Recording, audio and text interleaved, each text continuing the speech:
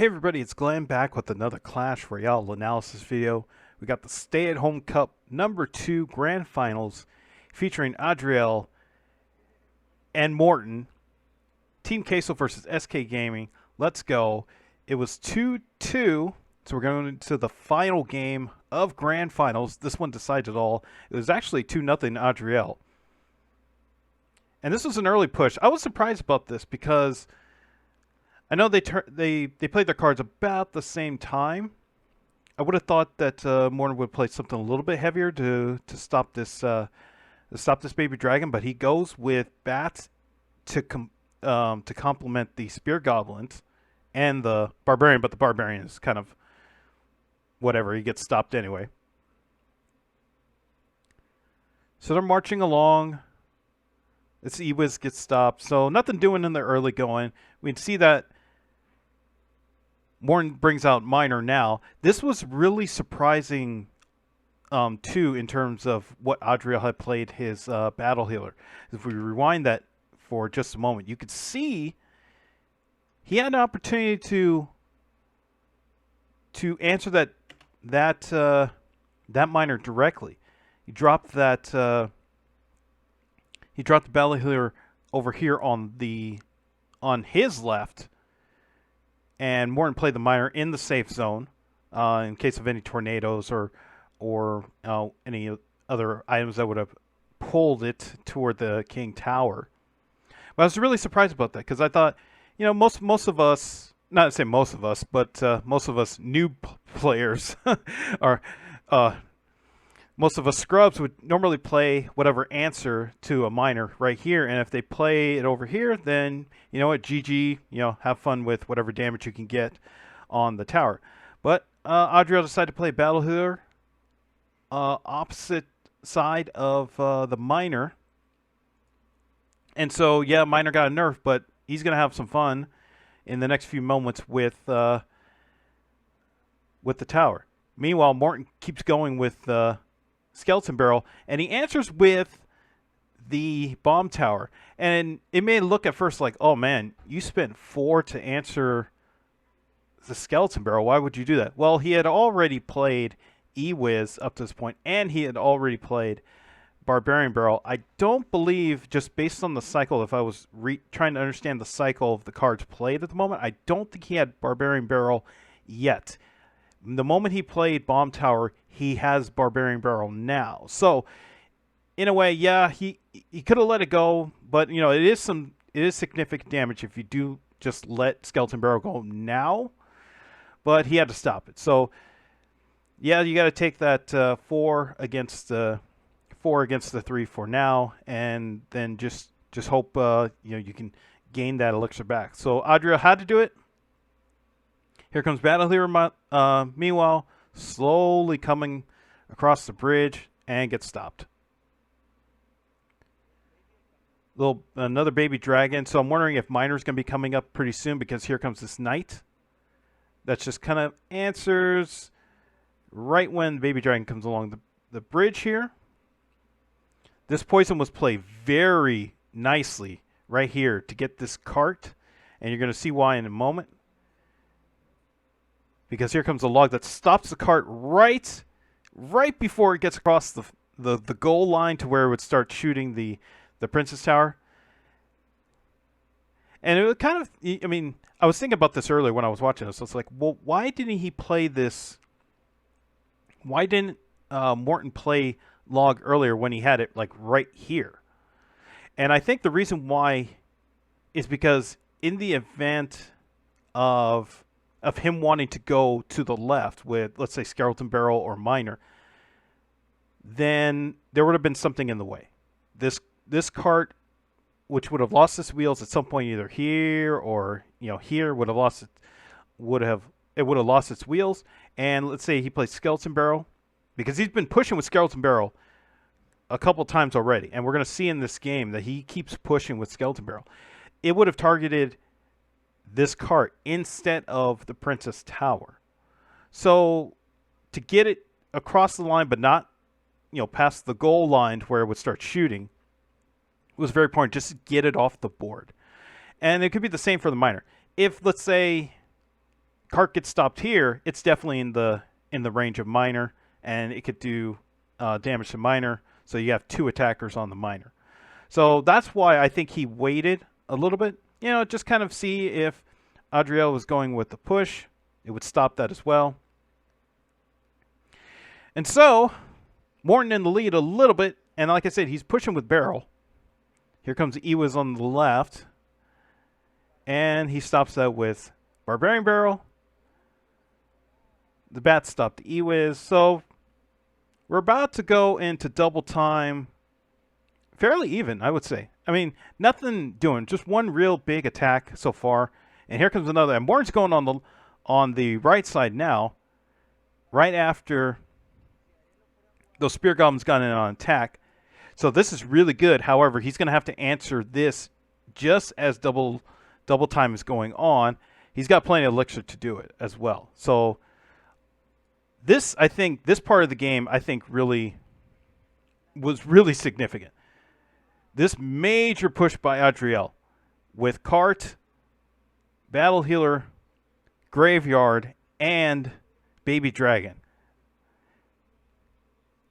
And after all of this, and he brings in Ewiz as well, after all of this, the tower goes from full health to 1663. So I want to rewind that. I mean, that was pretty significant because the way I envision whether a card or a group of cards can take down a tower is in a way of thinking of it in terms of a number count. So everybody in the game has an elixir count.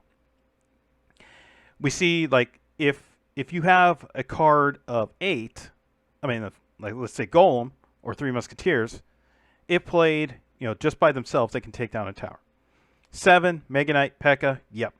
6 is where you start to think about whether it can take down a tower or not, and some can, and some need a little bit more help than others, but generally, most of them should be able to take down a tower. When you start combining cards, that's when we see the full power, and that's when it passes 6, it passes 7, and they should be able to take down a tower. And what we have here is well more than 10. And so even though Morten answered with Spear Goblins and a Knight and a Miner and Bats, I thought for sure this was going to be towered down. It was not. He cycled unbelievably well just to get this stop and only get to 1663. Because I thought with all of this damage that it was going to be, it could be down to like 500, 400, 300. I mean, let me rerun it one more time so you can see just, I mean, this was an ideal play just by Morten to limit the damage to what just happened. So he comes down with these, I mean, Adriel comes down with cart, with wheels, battle healer, and baby dragon. So Morten has to answer not only with troops, I mean, he has to answer with an anti-air, or the princess has to be focusing on this baby dragon, or else it's going to be really scary. So right here, Knight focuses on baby dragon, which lures everybody in. There's your tank. Spear Goblins comes in to stop graveyard. These bats come in. Now, I presume that these bats were going in to stop cart, but it looks like they were doing their job well to get baby dragon. Oh, well, I guess look like one of them did. Maybe not, because Battle Hero was healing it pretty well. Log comes in, stops the skeletons that were getting on the tower. Miner comes in right here to stop cart. This, if Miner was going after Battle Hero, I don't think that would have worked really well. To get cart out of the way was the better play, and he played it unbelievably well. I mean, it's just it was unreal. Another Knight, another Ewiz, and the bats stop Ewiz for one more time, and that was that. So after all of that, we're down to 1663, or essentially 3 towers are pretty even, and then we have a 4th tower that's that hasn't been touched yet. so Morten again pushing with barrel, and Adriel is going to answer that with bomb tower. Here's a bomb tower that answers the baby dragon. And Battle Healer played in the back. So I imagine that when I was watching this, I was imagining that Adriel's going to be doing another major push with cart.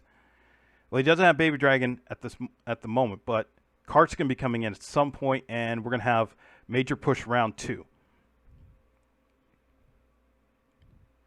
Morten played the log over here. I was curious about that. I was like, oh, why not just play log over here? But it really wouldn't have. I would say it really wouldn't have mattered because Battle Hero can heal herself, and then damage on cart would have just been recovered anyways by Battle Healer. At this point, unless Poison's played up here, which I would not have imagined he would have done, because he would have saved Poison for down here. So here comes our attempt at a push, and Morten's going to go with the push over here too. So it's whoever is going to be the heftier